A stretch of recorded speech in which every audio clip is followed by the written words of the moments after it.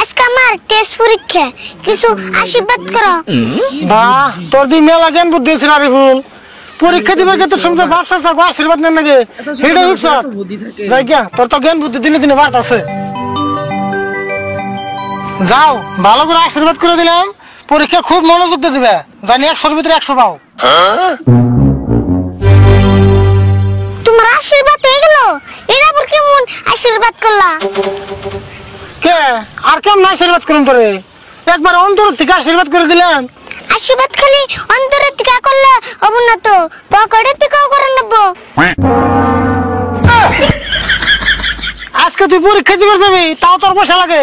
দেখছেন কি কয়, পরীক্ষার মধ্যেই তো পয়সা বেশি লাগে, লিখতে যে মেলা কষ্ট হয়।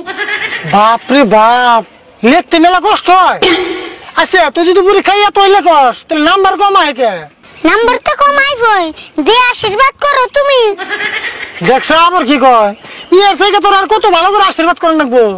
হ্যাঁ, বিনা পয়সার আশীর্বাদ তো এম ব্যাম্মা করে করা হারো, টাকা চাইলে তো দাও না।